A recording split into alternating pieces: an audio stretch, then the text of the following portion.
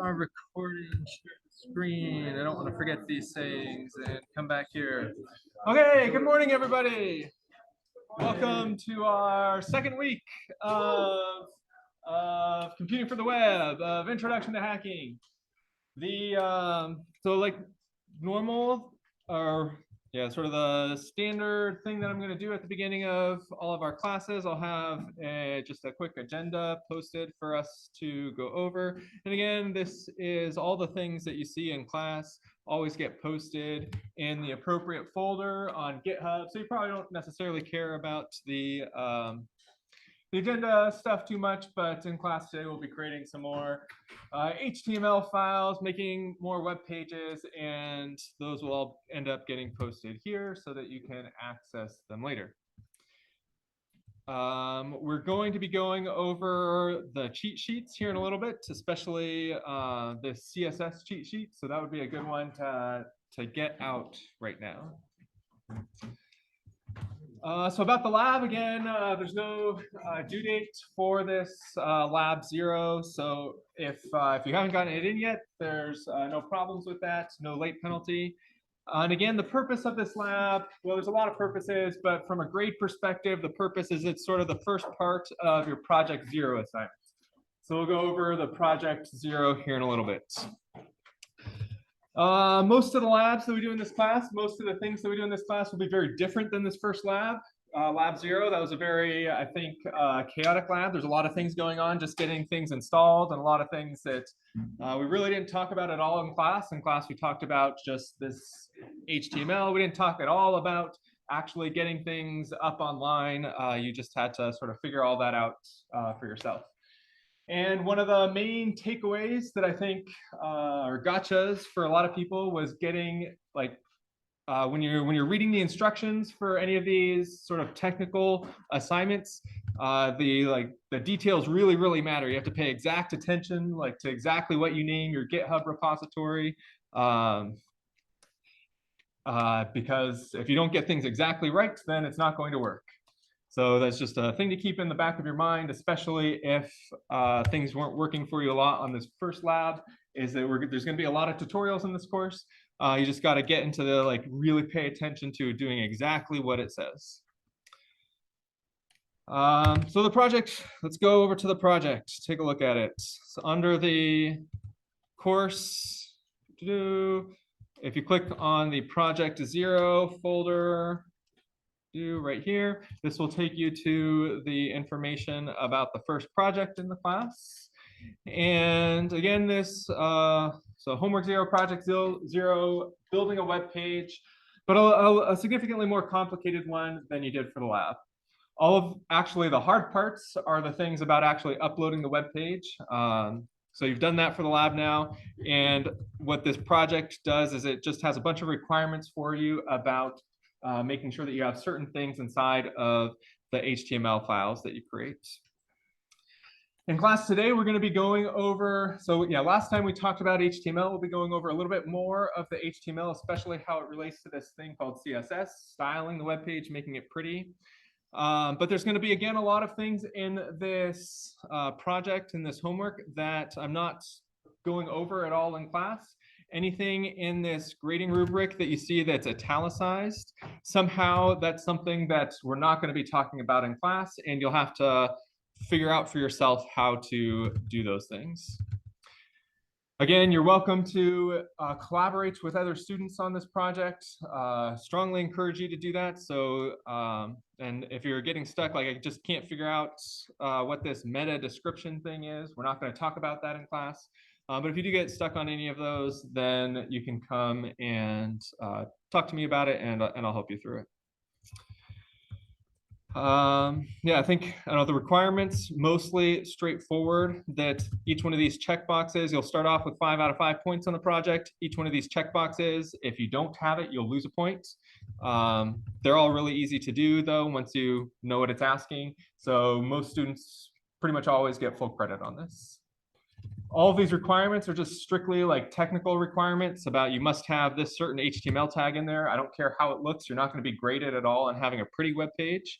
But if you do want to spend some time making a pretty web page and getting people to actually look at it, then you can get up to 1 point of extra credit by putting your site on Reddit, get at least 100 upvotes, or getting at least 1,000 visitors to your web page as measured on Google Analytics.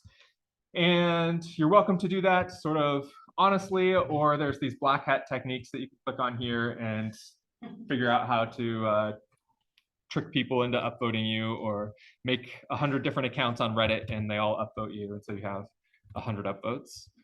Anything that you want to do to get your social media engagement, you can get that 1 point of extra credit that way. Question? How are we going to show you that we had 1,000? So question is, with this submission for the assignment, how is that going to work? Yeah, when you submit, there's 2 URLs that you'll actually have to upload onto Sakai. So the URL to your web page, just like you did for the lab, and it's going to be the exact same URL. So your lab web page is going to get modified into this project web page. This thing called a URL to the Internet Archive copy of your web page. Again, not going to talk about that, but there's information in the links in the instructions up here to follow. And then to actually get the extra credit, you take a screenshot of whatever your evidence of the extra credit is and upload that. Good question. Any other questions? Super fast description of the project, but any other questions about it?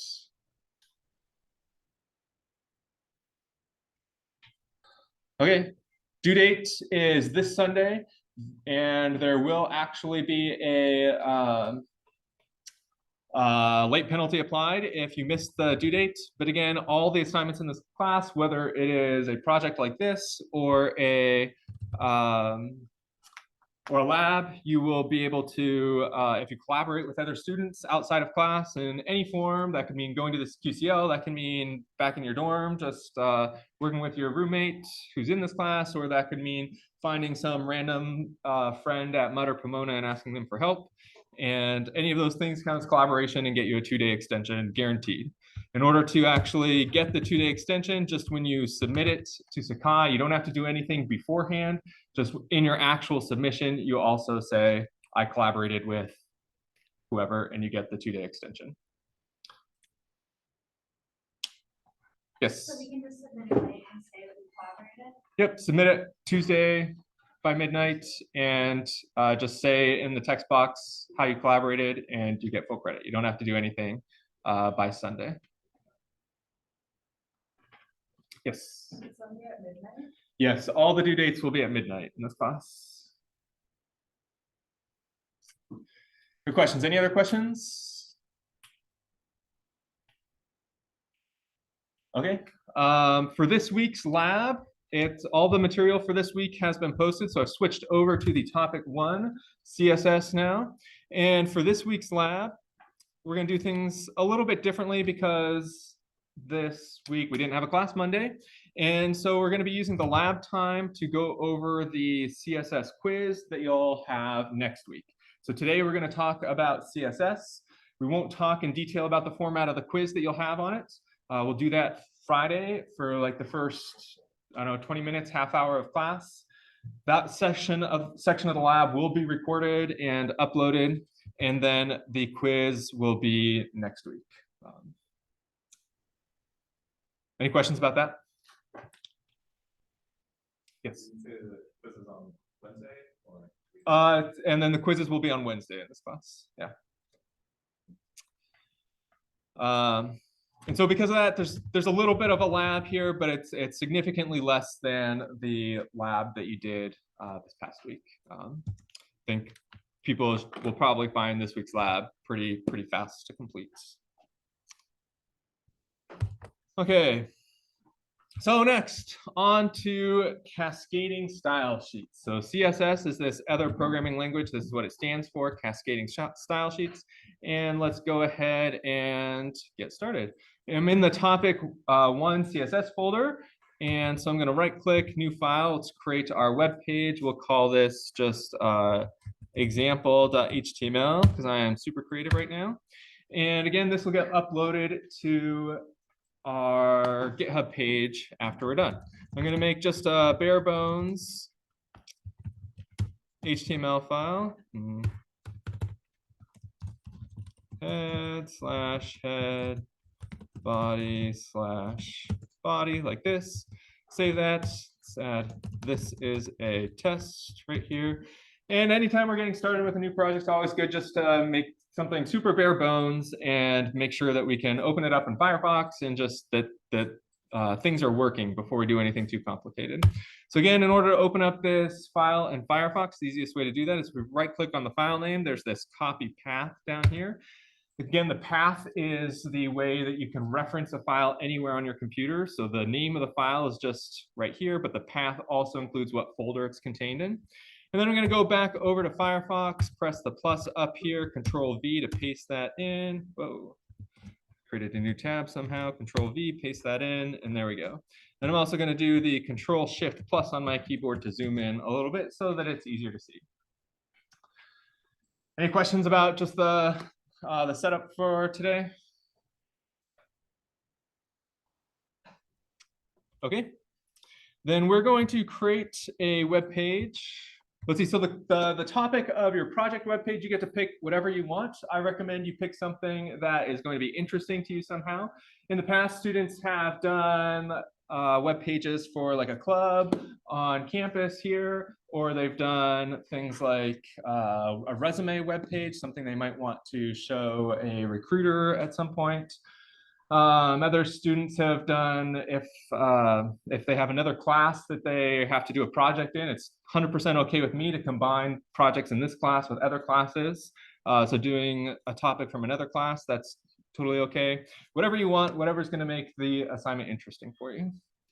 For this web page, we're going to make a web page about books. So we're going to start. I'll introduce a new HTML tag right here, H1. The H stands for header. And my books web page /H1. And then P, this is a paragraph about books. That's it. Oops. Control S to save. Got the little white dot at the top. Make sure that goes away, back to the X so that we know we're saved. Again, H1, H stands for header. Go ahead and make a comment there. H is for header. And then a paragraph right here, and we'll just see the styling differences between the H and the P. Save that. Back over to Firefox, F5 to refresh. And you can see that the H up here, super big, super bold, jumps out, looks like the header of a web page, and then a paragraph down here. On my web page, I'm going to have a little menu at the top that will link us to different books. And then each of our different HTML page is going to be about a different book. And whenever I want to have a list of something, there are several. Let's start with the OL tag /OL.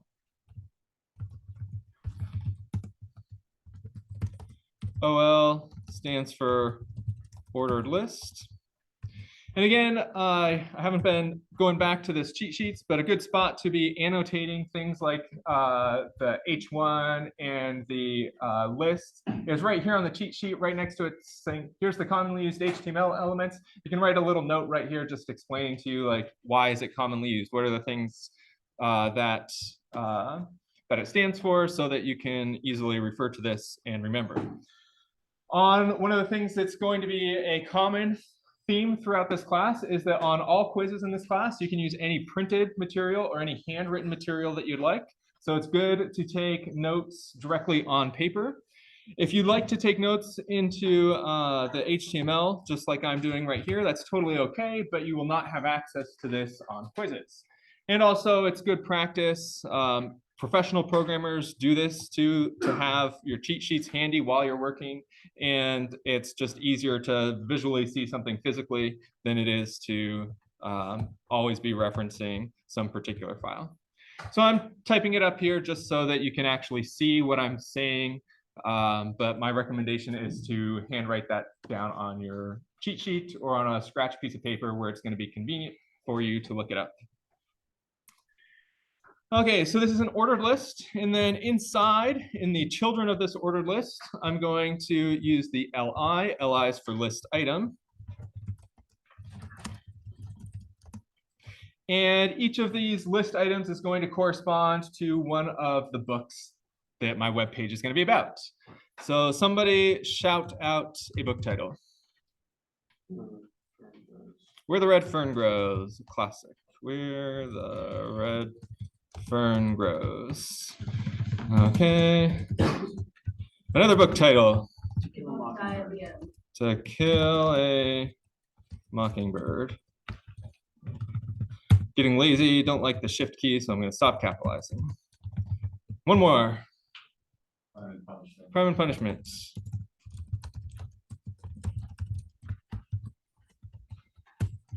And last one. Harry Potter. Sure. Okay, save that, and we'll come over to our web page and see what it looks like.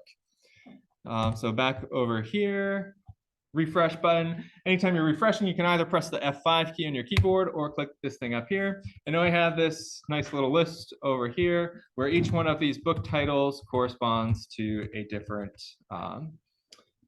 entry in this list.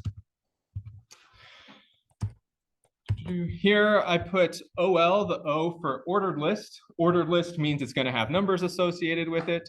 If I change this from OL to UL, U meaning U equals unordered list, then it's not going to have numbers, it'll just have bullet points. So UL, and then if I change the opening tag, I also have to change the closing tag. Call it the tag that starts the formatting, the tag without the slash in front of it is called the opening tag, and this one down here called the closing tag. Let's come over here, just see what that looks like, refresh that, and that changed this formatting over here a little bit. Any questions so far? Yes, right. Question is, up here we have this random head element at the top that's not doing anything right now. Why is it there? What does it do? And HTML traditionally always has exactly two children. The children of a tag are the tags that are inside of it. So HTML has exactly two children, the head and the body. The head tag is for those HTML elements that don't display anything. We'll put stuff here in a second. But right now it's empty. And the body tag is for those HTML elements that do display things. And so everything that we've done so far is actually sort of the content of our web page, the body of our web page, the things that we want displayed. And so it's going inside the body tag.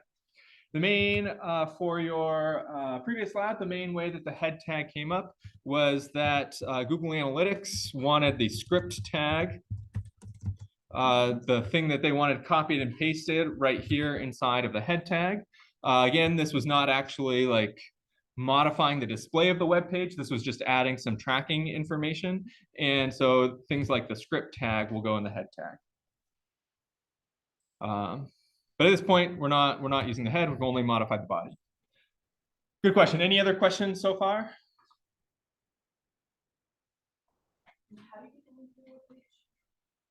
How do you get the link to the web page?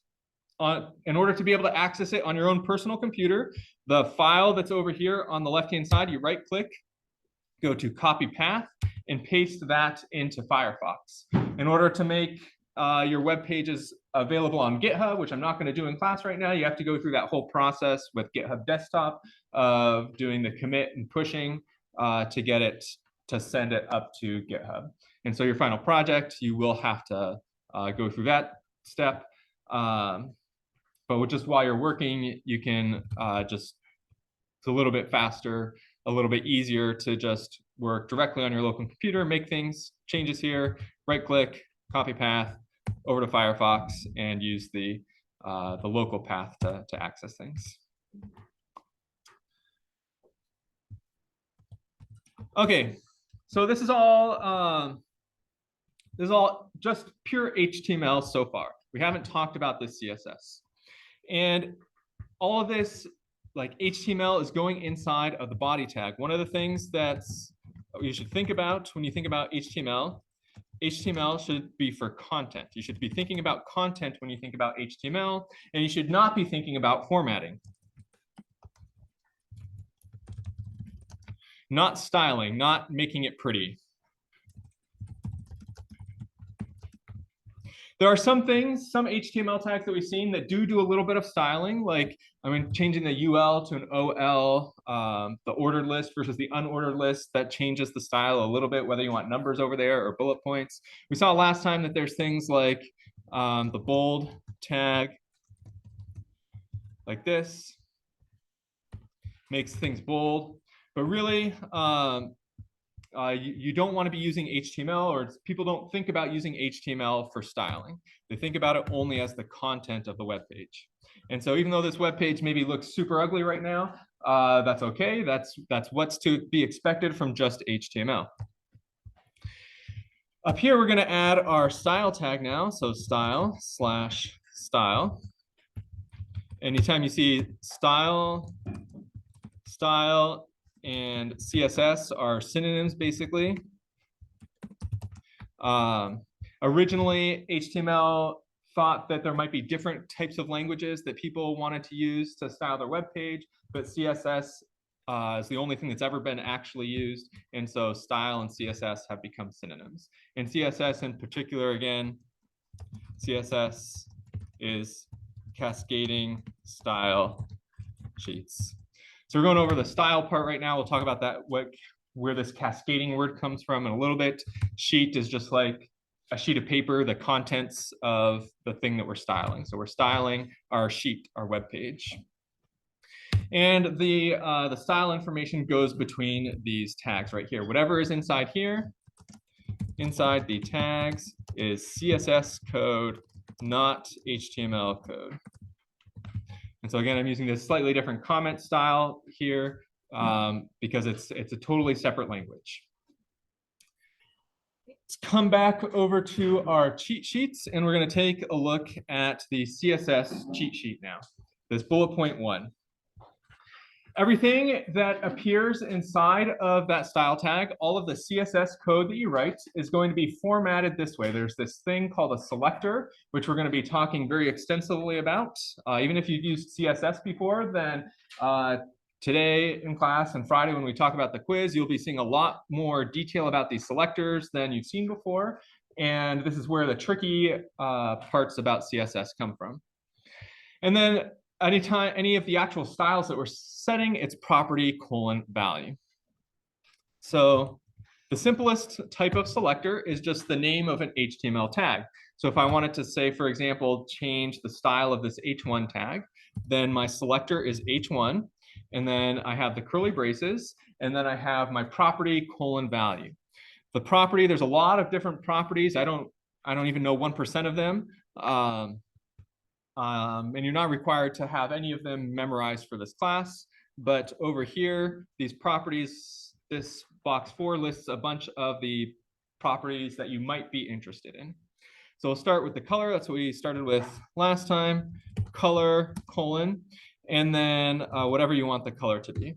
And you can see that VS Code was helpfully putting up a bunch of different things for me, giving me hints about different properties that I might want to use. Or if you hover over the property right here, it tells you what it does, sets the color of the element's text. Here, this red box, I didn't type in that red box, but that's just a helpful thing so that I know what the corresponding color is going to be. Save that, come back over here, F5, refresh, and it made my header bright red like this. Any questions about, yes?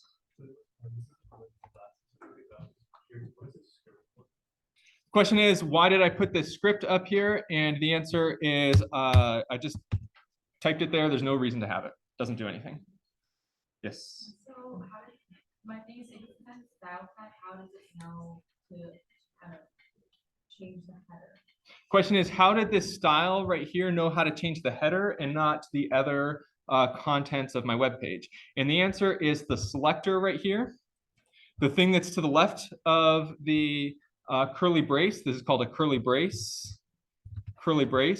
The thing that's to the left of the curly brace determines what HTML tags are going to be affected by this style. The simplest type of selector is just the name of an HTML tag. And so we have H1 right here, H1, it's going to just modify this. This is not an H1, so it's not going to modify that. I have two questions. One kind of like a syntax question and why they did it. How can I make it a curly bracket? Because you have to like shift and hold it instead of just being a normal one. Isn't that much less efficient? Question is, why is this a curly bracket instead of a square bracket? The answer is that it's for historical reasons. Curly brackets tend to be used anytime there's like paragraphs, lots of things inside of it, because paragraphs are less common. And square brackets, they also have their uses. They're used for things that have like just single words inside of them. And then also I noticed, like, for example, it says header 1 or H1. Say you wanted to have multiple headers, but only modify one, but you have to create a different variable name for it, or is that? Okay, yeah, so the question is, here we have only one H1 tag, but what if we wanted to, what if we had multiple tags and we want to modify only one of those tags?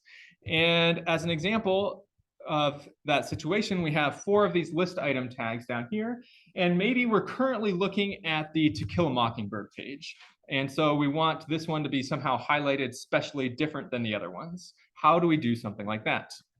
If we try to do just say something like list item like this, and let's come back over here, let's see a different one. Let's try background. Background, and we'll say the background will be blue, like that. Come back over here, refresh, and you can see that it changed the background of all of them to be blue.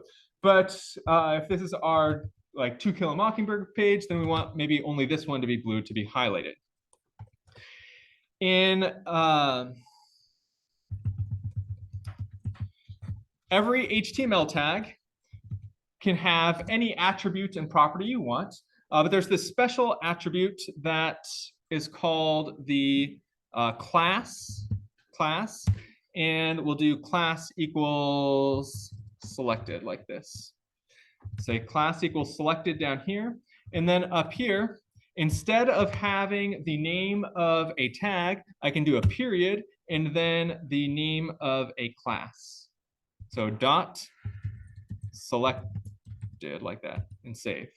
And now what's going to happen, this dot selected, it knows that it's not looking for an HTML tag called selected, it's looking for a class called selected because it has a dot in front of it. If it has a dot in front of it, it means it's looking for a class. And again, VS Code is helpfully reminding me what that dot does. When I hover it over, it says class equals selected. And so it's going to match this pattern right here, but it's not going to match these other list items down here. Let's save that, come over here, F5, and now only this one list item right here is selected, and the other ones are not. Any questions about that? Yes. When you use the curly brackets, if you have it returned under, does that matter? Like if you return it or not, or it's just in the same line? The question is the formatting that I used up here with the white space, how significant is that formatting? And the answer is that when you're inside CSS, white space doesn't matter at all. So it's traditional to have your formatting look like this, where it's selector, curly bracket on the same line, and then one line per property. So let's say we have color, maybe we want the background here to be green like that, one line per property. That's traditional, it makes it sort of the easiest thing to read, but it's not at all required. If you were to change this and make it like something like that, this would still work, just not be as easy to read.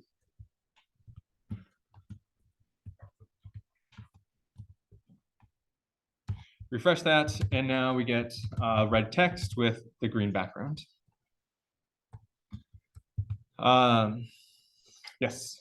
Does it matter what we call To Kill a Mockingbird? Like instead of dot selected, could we call it dot workshop or dot spare or dot? Yeah, so the question is, we call this the value of the attribute. Does the value of the class attribute matter? And the answer is no. You can call this whatever you want. I'll just mash the keyboard a little bit.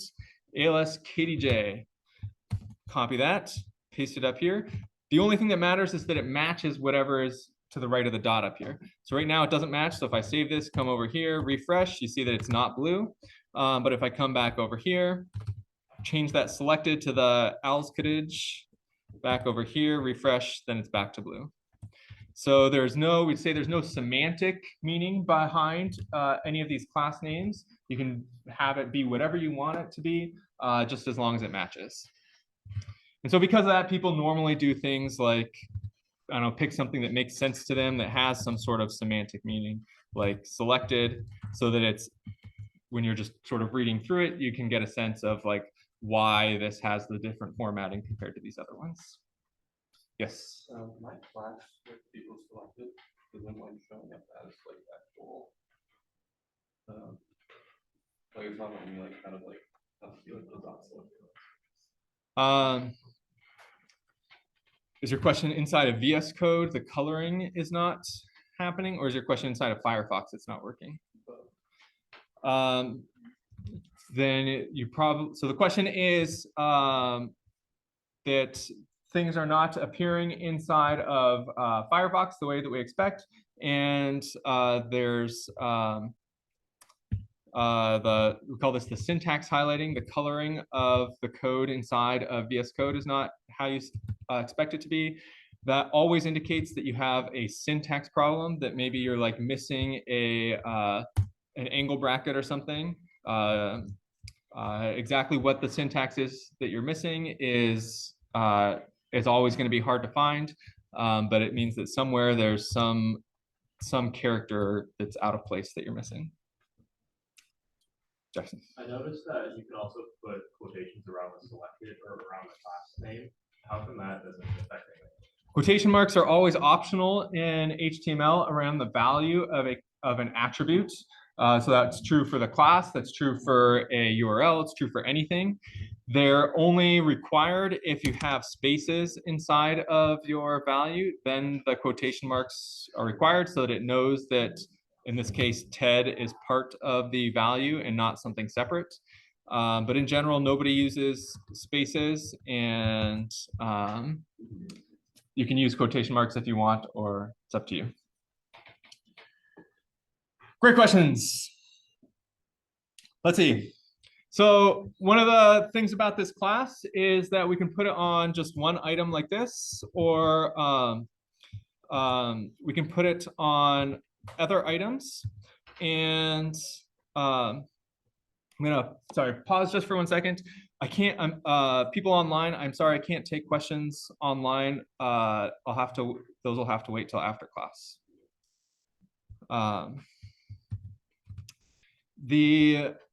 So the classes that you're creating, you don't have to apply them to just a single HTML element. You can apply them to as many HTML elements as you want. So let's do this here with 2 list items. Save that, come back over to Firefox, refresh, and you can see that it affects both of them. And in this case, the semantics of my class of meaning selected, you probably don't have 2 different list items selected at once, so that maybe doesn't make sense.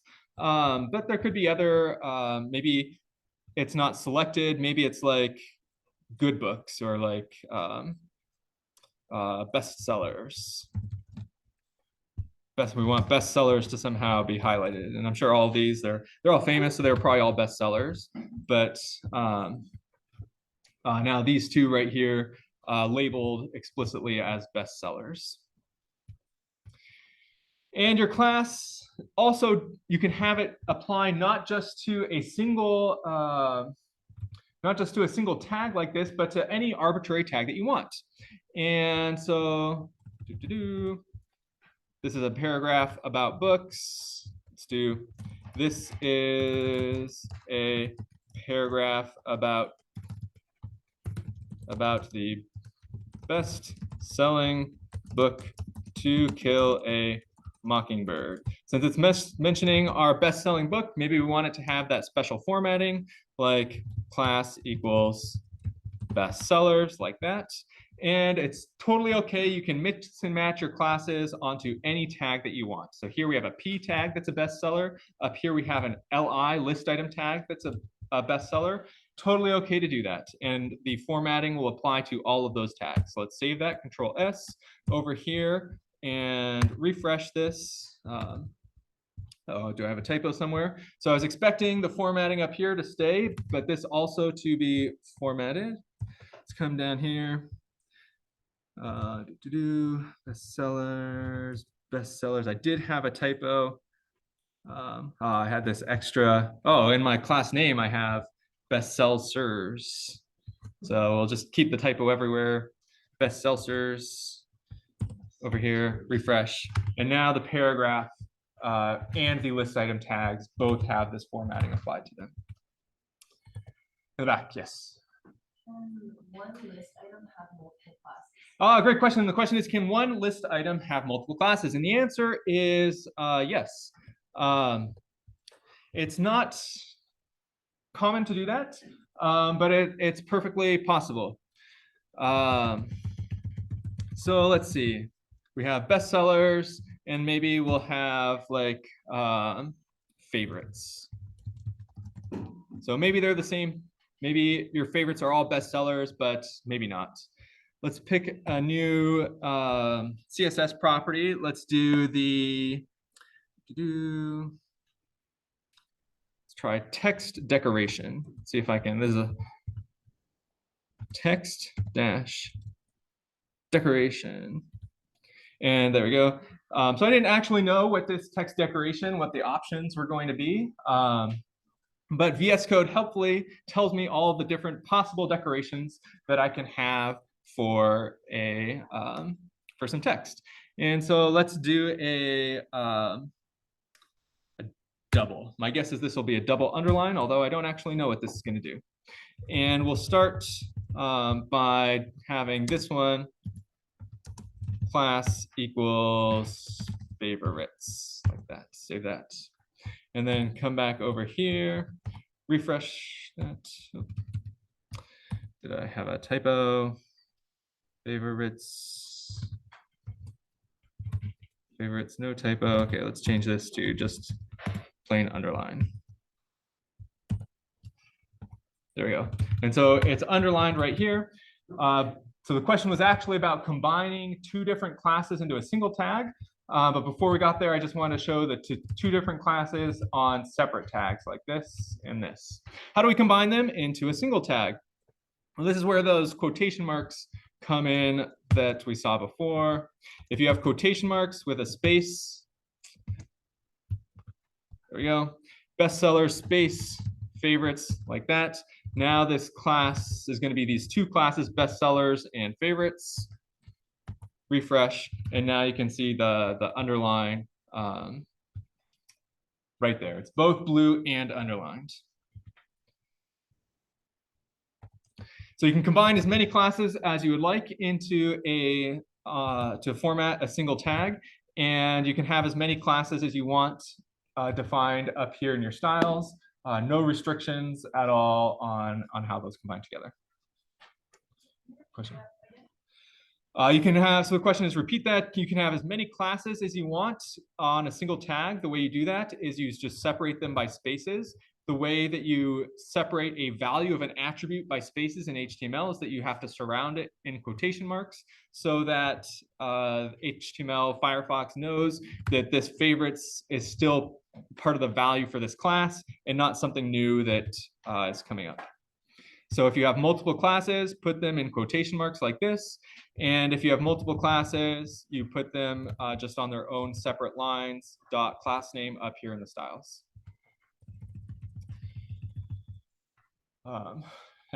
Is it possible to do like the style for just a single word rather than like a full item or paragraph? Yeah, great question. So the question is, so now we have, we've been talking about these different classes, but let's come back over here. This is like, I mean, this is super ugly looking. It's ugly for a lot of reasons. I've chosen a poor color scheme. Dark blue on black is impossible to read. but it's also ugly because maybe I only want to be highlighting like the actual text right here, the actual name of the book, and not everything else. In HTML, there are two special tags that have no formatting associated with them. Two special tags, the div tag and the span tag. And these tags have no formatting associated with them. They only exist so that you can give them formatting via these classes in CSS.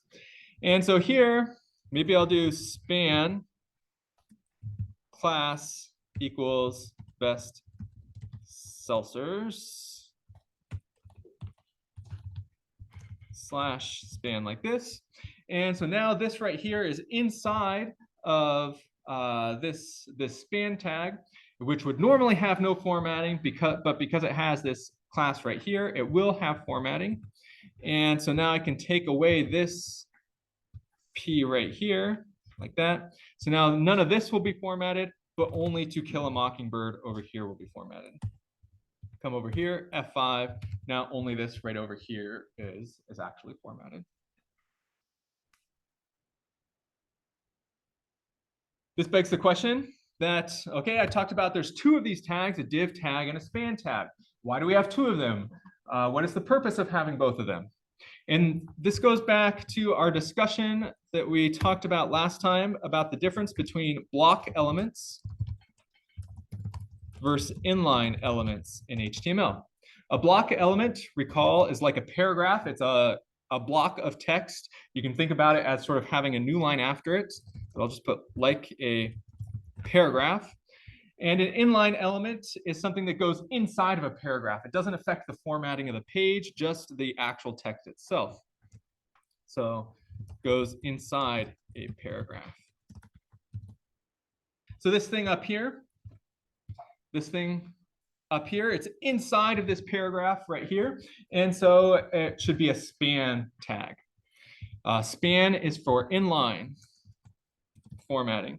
The div tag, div short for division, is for block element formatting.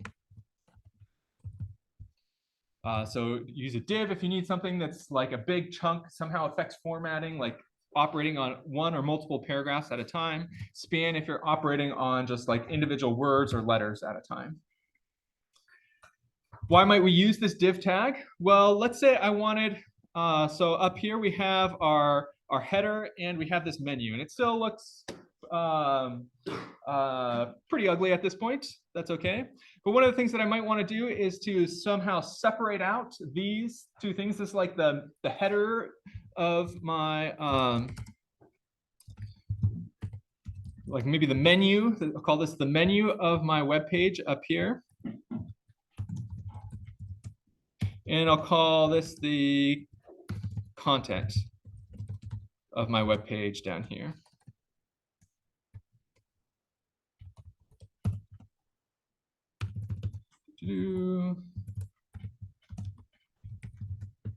Save that.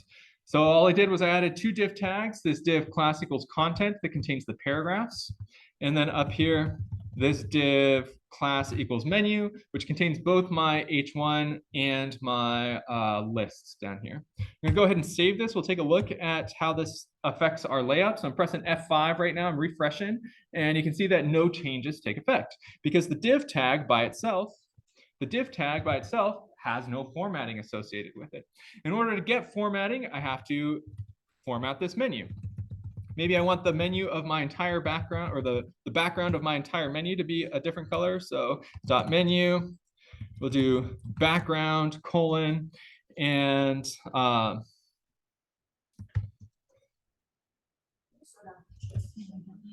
yes.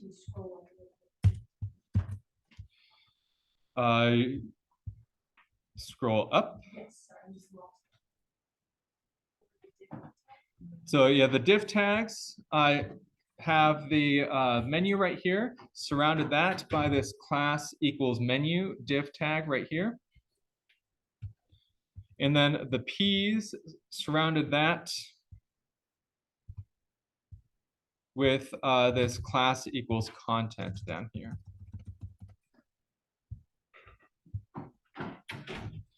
And we went over to Firefox, saw that those did not affect the actual formatting of the web page at all. That you need to actually somehow apply styles to these classes in order to create the formatting. Yes. UL stands for unordered list. OL stands for ordered list. UL has an ordered list has numbers. An unordered list does not have numbers. And that's the only difference.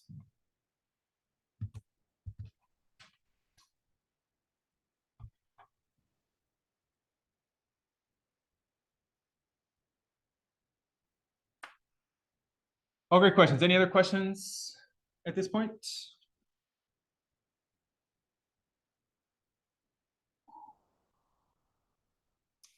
Okay, let's come back over here. I'm just going to refresh real quick. And you can see that, let's see, it'll remind us the changes that I just made. I have this class equals menu right here. I have this dot menu up here, and then there's this background right here. And this is a special formatting for selecting if you want a very precise control of what your color is going to look like. You can put a hashtag, and then you don't need to understand exactly what these 6 digits mean over here, except a good thing to know is that FF 6 Fs hashtag 6 Fs equals white. And if you start with that, then VS Code will let you just hover over it, and then you can move your cursor over to whatever other color. You can pick up your exact color that you want. Let's do a nicer shade of blue than the dark blue that we were getting before.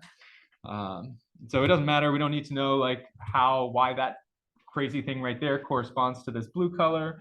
We can just select it in VS Code. We'll change it for us automatically. If we save that, come over here, F5, then we can see this whole menu area. This whole menu area turned out to be this light blue color that I had selected. With the exception of the H1 tag, which still has the background color set to the dark green, and this blue tag, this blue right here, which is due to the favorites.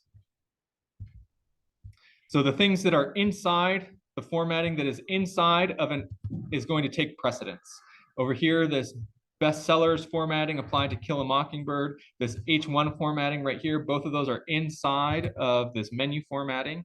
And so they're taking precedence. The colors that we specified for these classes in this tag right here are going to be, they're closer to the thing, to the text that's being formatted. So they're more important. They're the things that take precedence.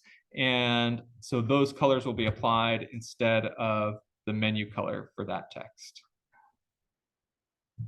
If I wanted everything to actually be this color, then what I would have to do is I would have to come back up here, say take out the H1 background like that, take out the bestsellers background like that, save that, come over here, F5, and now everything has this light blue color.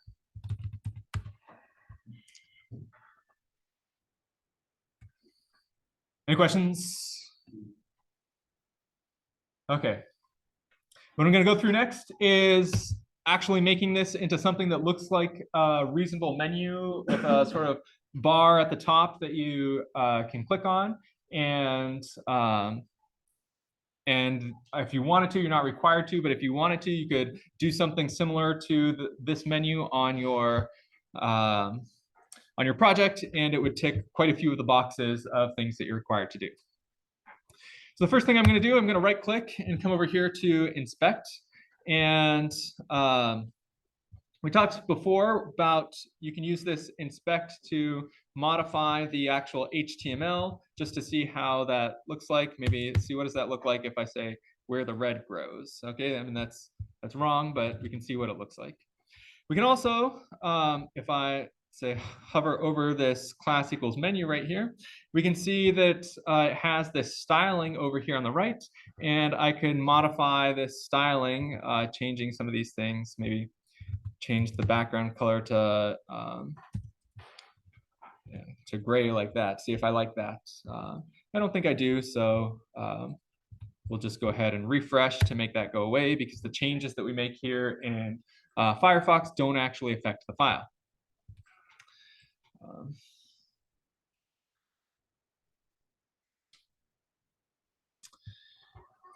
Here on this, our menu up here, it has a really large, big white space around it right now. We want to figure out how can we get rid of that white space. And if we look over here into this box over here where it says box model, we can see that when I hover over this yellow part where it says margin, we can see that that white space around my whole thing is being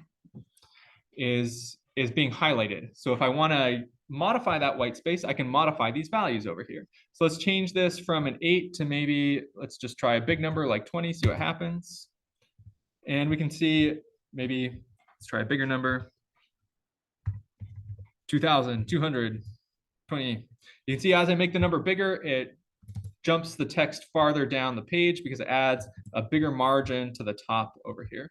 Similarly, over on the left here, if I make this bigger, it's going to adjust the margin on the left over here. What I really want, though, is for all of these margin things to go away. And so now that I've identified that it's this margin that I want to modify, I see that I'm selecting this body tag right over here. So it's the body tag whose style I want to modify, setting the margin to be equal to 0. Back over here in my style, we'll do the body, no dot in front of it because it's an actual HTML tag. And I'll say margin : 0. It's customary for anytime you have a size to put a unit after it. 0 is going to be the same in every unit, but most people will say 0px instead of just 0. And again, px stands for pixel, which is just like an individual dot on your screen. So saying the margin is 0 pixels should take away our margin entirely. Refresh that, and you can see that on the left and the right over here, that margin totally taken away. Any questions about? Question? I was wondering how you got to the margin again on inspect. So when you right-click and go to inspect, it brings up all of your HTML over here. Every HTML attribute has this box model over here, which shows how much space is being taken up by the margin or these other things called the border and the padding. And the particular one that I was looking at was the margin of the body tag right here. It was applying to everything, and so that's why it was on the body, because the body gets applied to everything. Thank you. Mm-hmm.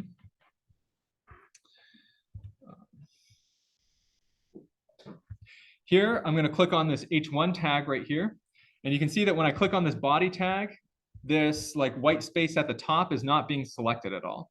And so the body tag is not controlling why there's this white space at the top.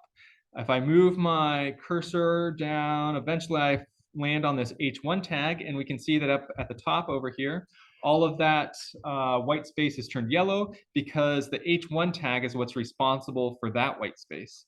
And now if I look over at the this box model area over here, again, we can see that this margin is set to something large, 21. If I wanted that white space to go away as well, let's try seeing what happens if I change that to 0, and we can get the top of it to go away. Also, there's white space on the bottom, set that to 0 as well, and that would make that go away, make things a little bit more compact. And so I think that looks good for our web page, so let's go ahead and do that as well. That was the H1 tag that we were setting the margin on. We already have an H1 up here, so let's go ahead and reuse it. And we'll say margin : 0px semicolon. Save that, back over here, F5 refresh, and now it's keeping that formatting for me.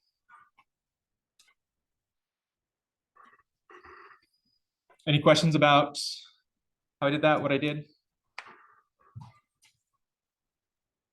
So there's a lot of sort of weird tricks going on that I'm going through, displaying. There's certainly no like expectation that you have all of these things memorized. The key sort of idea when you're making a web page is that no matter what you do, you're not going to break your computer. So you just try experimenting with things. Let's see. Now this text right here, maybe it seems too close to the edge. I don't know like what these other numbers do. Let's just experiment, see what happens. Let's try this border. What happens if we make that border 20? Oh, that's hideous. We get this big red thing right there. So let's take that away. Question is, why is it red? I have no idea. I actually do know, but it doesn't matter. That we just experiment with things until we get things that we like. And sort of when you're making a web page, the why doesn't matter so much as just that you get something that you like. So I found this padding over here, set that to 20. I think that maybe looks a little bit better having some space over here. So let's come back over here. We set our margin to 0 and our padding to, let's go ahead and do half of what I set over there. Refresh. And now it's not right up against the wall. It looks a little bit better.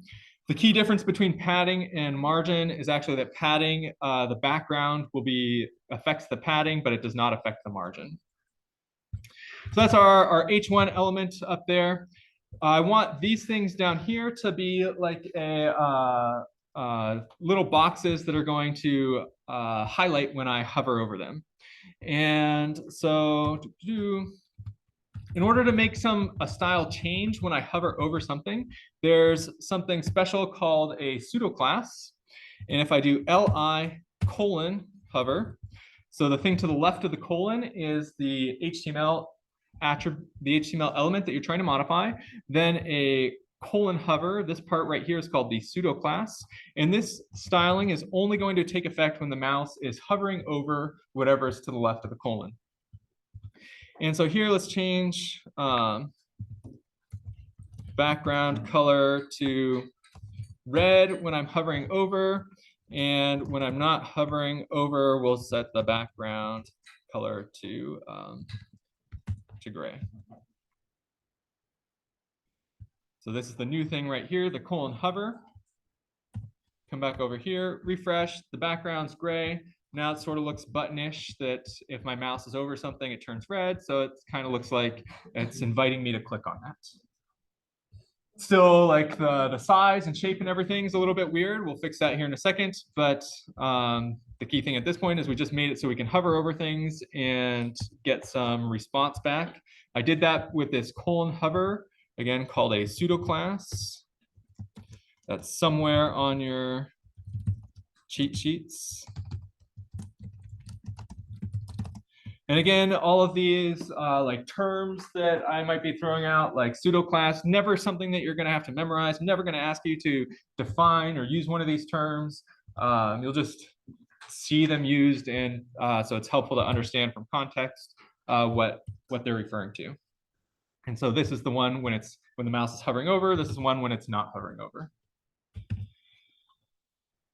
Any questions about? Yes. What would happen if you use the other li one for not hovering over? Would it just stay as is? If I need it? Is there another li somewhere? The one that says the background's gray when it's not hovering over. Is that necessary? So the question is, why do I have this one right here? And the answer is, let's just go ahead and comment it out. Again, commenting makes it so it's like it doesn't appear at all. And we'll see what happens. Back over here, refresh. And now it still hovers. It's just that the background color is not gray. My goal here is to make each of these things a little button that goes across the top of our bar. And so I'm going to make our buttons be gray. And so that's just why I made that one there. Good question. Any other questions at this point? Yes. I don't know if we're going to go over the cheats yet, but the way that we did the plotting to kind of move the like the text, if we wanted just the header to be like in the center of the web page, is that? Oh, the question is, what if we wanted to center it instead of be aligned to the left? And if we come over here, let's see. somewhere there is text dash align right here. Lets us change how the text is aligned. So the default alignment is aligned to the left, but you could have it aligned to the right or aligned to the center. Text align center, like that. Save that up here, refresh, and now it's in the center.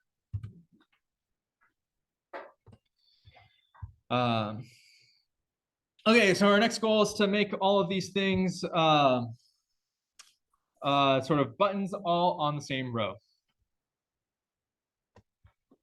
I'm going to do that by modifying the style of the list items. And there is a special property called display. And you can see there's a lot of different values for these display. The standard one for a list item is block. This means it's a block element and not an inline element. So you can see there's inline right here versus block. Those are the two standard things. Everything by default is either block or inline, but there's a lot of other different possibilities that have different, weirder formatting. I'm going to try this inline block one right here. And what that's going to do is move everything so that it doesn't take up the entire line anymore. Instead, it goes as far as it can. And then if it can't fit anymore, it goes on to the next line. I'm going to zoom out a little bit. So now you can see that there's these 4 buttons. When there's room on the whole page, it shows each one as its own on the same line. As you zoom in, though, there's not as much room, then it automatically moves things to a second line if you need to. So these are my buttons. It's looking a little bit nicer now, but still not maybe where we want it to be. And in particular, one of the problems is that all of these buttons are different sizes. So it makes our menu look, I don't know, kind of weird. We can change that. Down here, our list item, let's change the width of the width of our buttons. And we can do this in a number of ways. We could set the specific pixel values. Let's try, we'll start with, I don't know, 100 seems like a nice round number. Let's try that out over here, refresh that. And you can see it made the width of all of these be the exact same size. This happens to be 100 pixels on my screen, but it's maybe less than ideal because if something is too big, it goes on to another line and now it's a different number of lines. So I don't know, maybe that's not what we really wanted it to be. For menus, when I know there's going to be exactly 4 different menu items like that, a common thing to do is to use percentages. Let's say like 20%. That way the button is always going to be the exactly 20% of the screen size. And so if I have a smaller screen, shrink that down, then the button sizes will change. If I make it larger, the button sizes will change. There's no like, I don't know, set thing. It's not like one thing is better than the other. There's no formulas for doing this. It's all just trial and error, using your artistic sense to see what you think works best in the most number of situations.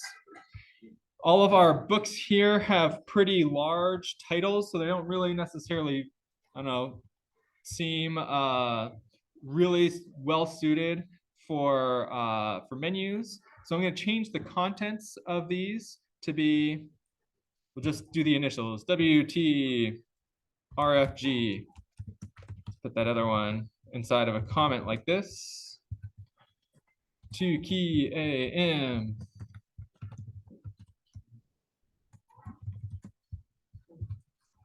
C and P. And then HP. Refresh.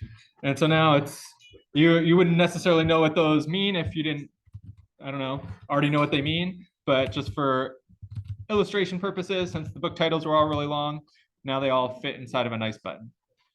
Normally, your menus on a web page, you're just going to have like one-word things. And so that's not going to be too big of an issue. Any questions about anything so far? Yes.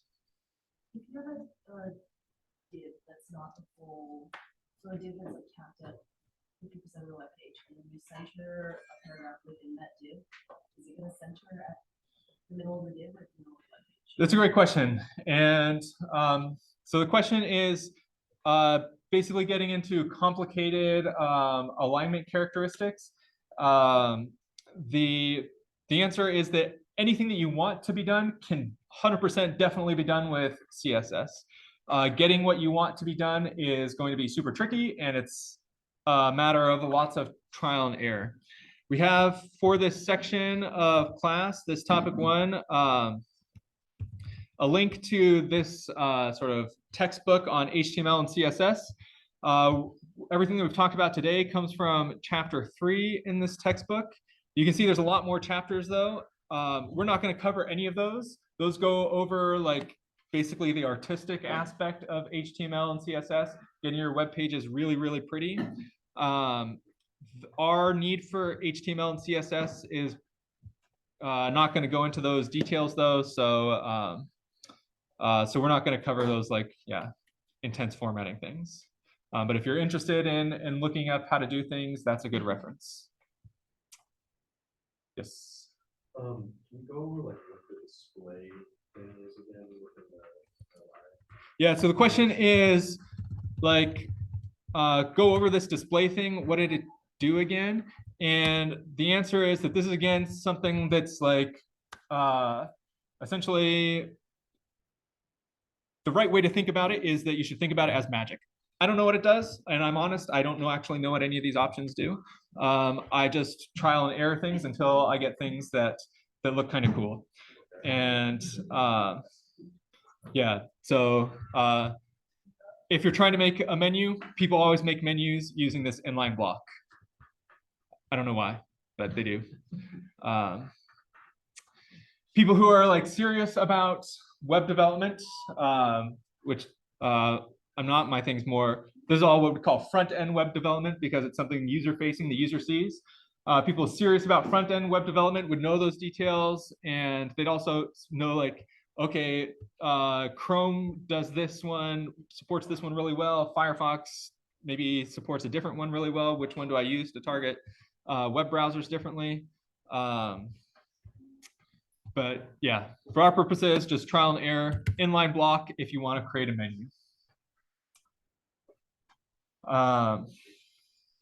Okay, one last big picture thing we need to talk about for our menu is right now, back over here. Okay, I mean, things are starting to look like a menu. I mean, there's still some like spacing issues that we could fix. But we sort of, I think, have seen roughly a procedure for doing that. You can right click, inspect, try to figure out what are the things that are adding that extra spacing. So here it's this UL, this unordered list that's adding some maybe vertical spacing, and the spacing on the side right here, you can see is also caused by this unordered list. And so I could muck around with the paddings and the margins to try to fix that up a little bit. I'm not going to go through the details of that right now, though, because what's more important is actually being able to click on these buttons. Right now, we can't click on these buttons.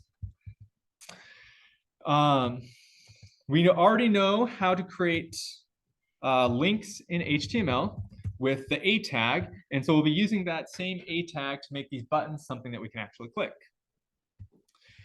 Let's do it. We'll start with just this one right here, H, and then the href is where we want it to go. So I don't currently have a different web page for where the red fern grows, but I'll call it, say, where the red fern grows.html like that, /a like that. And now when I click on this link right here, it'll try to take me to this web page right here. Save that, come over here, F5. You can see that the color scheme right here is actually changed. So it's blue text now, looks like a link. And if I click the text, it'll say the file's not found because I haven't created that page, but it at least tries to take me there. But one of the things that's broken about this is that when I hover over this part of the button over here and click a lot, like, I mean, it looks like it should be able to click something because my mouse cursor is making things change. But when I click, it's not doing anything. It's not taking me somewhere. So how do I fix that? The answer is that you have to be really careful about how you order your HTML tags.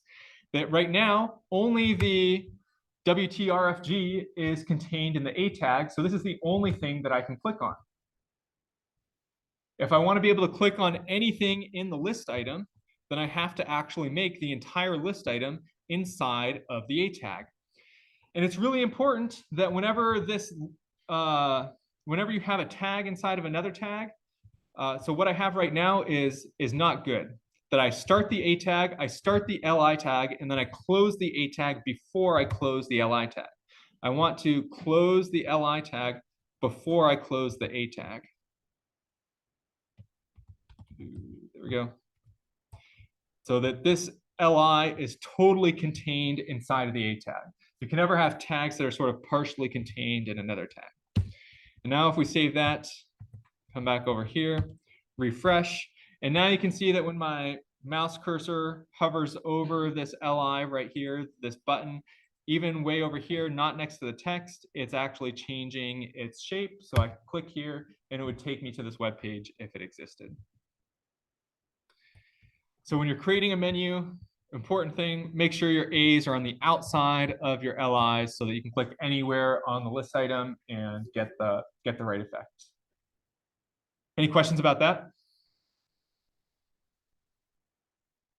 Yeah. Where did you close the A? Question is, where did I close the A tag? And the answer is that I did it basically as close to the LI as possible because I want the LI to be the thing that I can click on. So the opening comes exactly before the opening of the LI, and the closing comes exactly after the closing of the LI. Yeah. How come you don't want to nest it inside of it by returning? Is that not how coders do it? If you would, for example, when the LI starts, you would make a new line. So the question is, here I put everything on one line. Why didn't I do something like this where it's on two separate lines? And the answer is either way is 100% okay. Usually when I'm thinking about a new line in HTML, I'm thinking that that's also somehow corresponding to like a new thing semantically inside of Firefox that get displayed. And since this A and this LI are like really supposed to be super tightly coupled together, that's why I thought of them as being on the same line. But in this case, it was such a super long line that it probably makes sense to separate it out for readability anyways. But yeah, either way, what's important is how it displays in Firefox, and the formatting like that doesn't affect Firefox.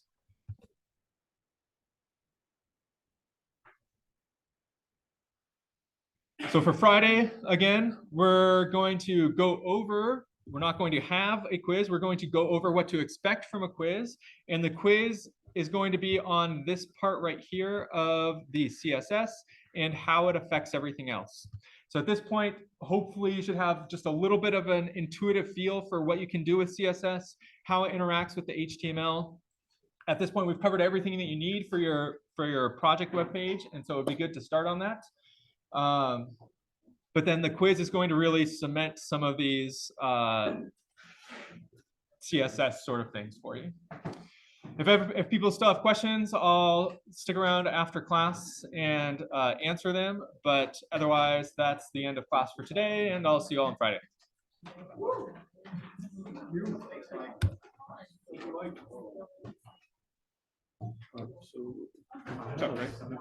Chase. I have soccer trip on Thursday, so I won't be here Friday.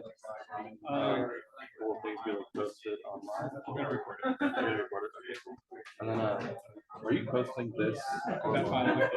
And where would I find that? It'll be in the topic folder.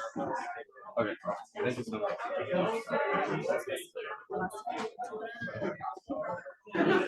you want to just wait here, or do you want to go back to?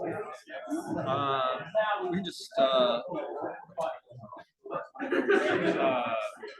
yeah, we'll head up to my. Which one is it? It's Adams 216. Great.